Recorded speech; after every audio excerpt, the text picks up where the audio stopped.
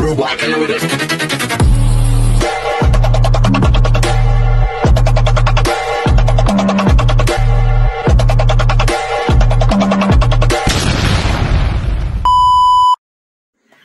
everyone! Good afternoon! I'm back. It's your Mama Sam dito sa Sam TV. Kamusta naman po kayo mga amigo, amiga, kumare at kumpare? Sana lahat kayo ay okay na okay ngayong araw ng Thursday. So happy Thursday sa atin lahat. So malapit na ang Christmas. Merry Christmas and Happy New Year and Happy Holidays sa atin lahat ng bonggang-bongga. So ilang tulog na lang, no? So ngayon ay nasa 11 na tayo. So parang 14 days to go. Christmas na. So yun. So malapit na yung simbang gabi. Mag-i-start yan next week. Also for sure yung mga devoted ng simbang gabi, ayan na. Mag-i-start na silang magdasal. Ayun, ganon. Ako naman ay wala namang simbang gabi dito. Meron simbang gabi. Kaya lang parang ang layo, tapos may pasok. So, hindi mo talaga siya maatupag. Tapos araw-araw punta ka doon. So, yon. So, magdasal na lang tayo sa puso natin, di ba? So, ang pagpapasalamat naman sa Panginoon, kahit nasaan lugar ka naman, pwede mong gawin yan. So, basta sincere lang at nasa puso mo. Di ba? So, yon. Kaya naman, ngayong araw na to, syempre pag-usapan natin, usapang puso. Charot. So, syempre, Herlyn Budol. Ayan. Sabing ganon, Mama, sa tingin mo, syempre, uso ngayon yung All-Stars. Pasok ba si Herlyn Budol sa kategoring to? Bakit hindi? First runner-up siya sa Binibining Pilipinas at naging title siya ng Miss Grand Tourism noong lumaban siya sa Miss Grand Philippines, di ba? So, yon. So, ako parang feeling ko, yes, pwede. Kasi kilala. Tapos, ang daming mga, tawag dito, sumusuporta kay Herlyn. Yes, why not? Diba? So, bakit hindi? Bakit hindi simulan ni Herlyn na mag-compete na? Diba? At least dito, walang national pageant. Hindi sasalang sa national pageant. Kundi, parang i-insert niya lang yung sarili niya, mag-apply sa application ng Miss Grand All-Star. Or kaya, lumapit na siya kay Mr. Arnold, sabihin niya, gusto ko sumali dyan. For sure naman, hindi naman siya tatanggihan ni Mr. Arnold, di ba? Ako para sa akin, qualified and pwede. Kasi una, etong si Herlyn Budol, maraming supporters. Pangalawa, alam naman natin na magaling din rumampa ang Herlyn Budol kasi nag-under training siya noong during na lumalaban siya sa Binibining Pilipinas. May nakita nga akong clip ang galing-galing ni Herlyn Budol na lumampa. So sabi ko, ala, so pwede. Bakit hindi, di ba? And then, ayun, bukod doon, ay feeling ko sa Herlyn ay malakas yung magiging laban. Kasi yung supporters ko mayroong botohan, ang daming sumusuporta kay Herlyn Budol, and then parang feeling ko ito na rin yung time na pwede na siyang bumalik sa mundo ng pageantry.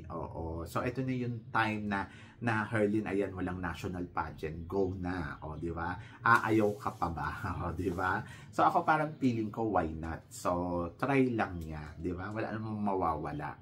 And then malay mo, manalo siya. Sabi nga noon, yung problema nga, Mama, sa Q&A ni Herlyn.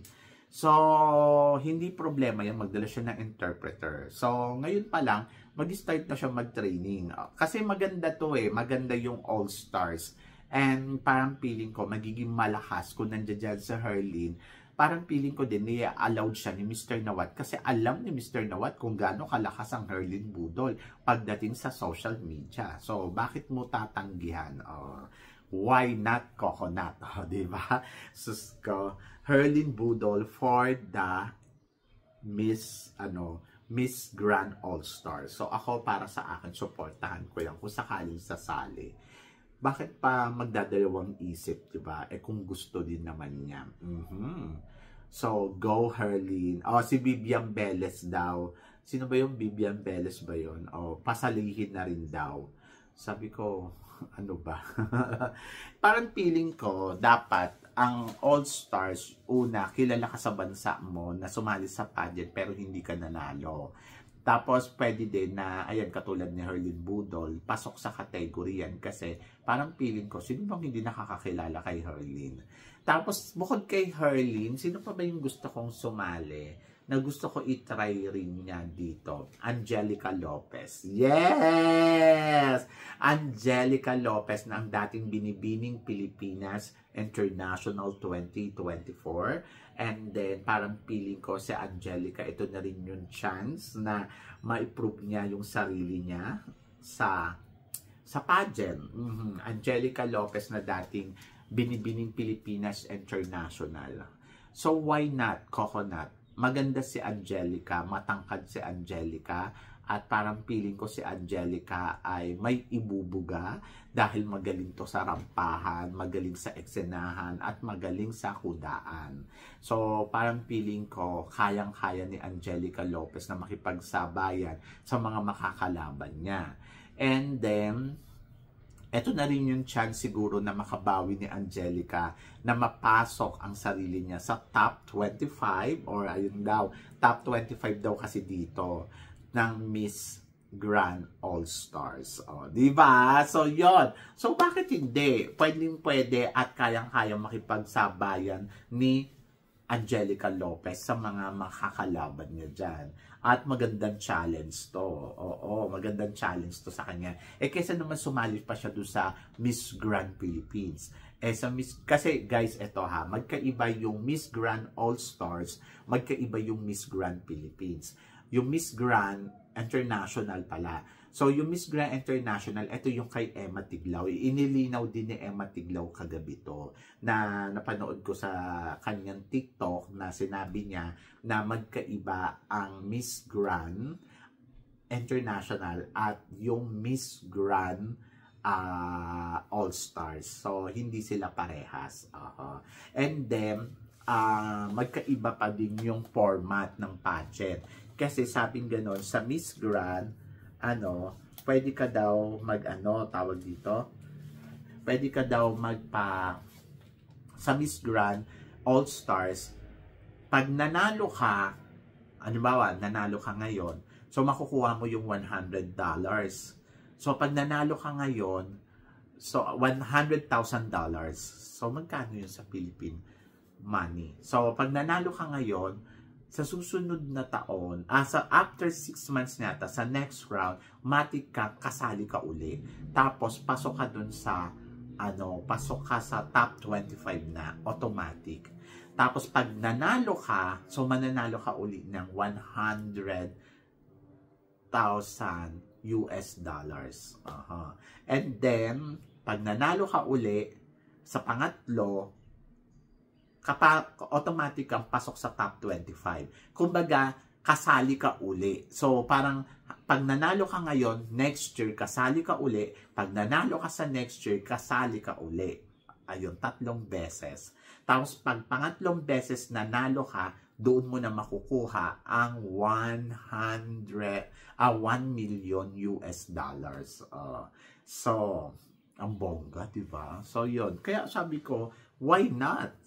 So yun, sumali na si Angelica at sumali na rin si Herlyn Budol. Ito na yung chance nila na makabawi sa lahat ng nagastos nila. Pero parang feeling ko magastos to kasi malaki yung papremyo, malaki din yung expectation nila sa candidates. At hindi lang yan, pati transgender pwedeng magsisalihan. Kaya tignan natin kung sino-sino ang sasali. O pwede daw ba sumali dito yung mga sumali na sa Miss International Queens? Oo naman.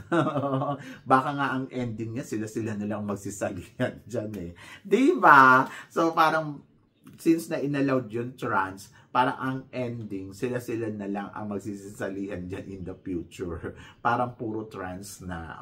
Ayan, pwede na sumali dyan sino ba to?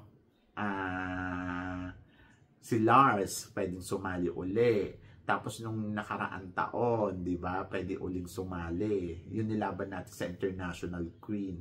So ayan, so makipagpukpukan sila. Si Pusha, di ba? Pwede dyan. Diyos ko, ganda-gandang babae nun. So tignan natin kung anong mangyayari at kung sino nga ba ang magiging candidates ngayong January 25. But ayun nga, I encourage na sana sumali si Herlin Budol, tapos sumali si Angelica Lopez. Pero ikaw tatanungin ko, tingin mo, kakayanin kaya nilang manalo dito? Sa kanila, sino ang gusto mong sumali? So please comment below para at least malaman ko naman kung ano naman ang chika mo dito sa mga pinag-uusapan natin ngayon. So syempre, maraming salamat sa inyong lahat sa suporta at pagmamahal na binibigay ninyo syempre dito sa channel ko. At sa mga hindi pa nakaka-subscribe, please don't forget to click like and subscribe my channel at i-click nyo na rin po ang notification bell to more updated syempre sa aking mga chika. Sabi ng ganon, always keep smiling and laban lang. So guys, hanggang dito na lang. Hanggang sa muli nating chikahan. See you tomorrow. Thank you guys.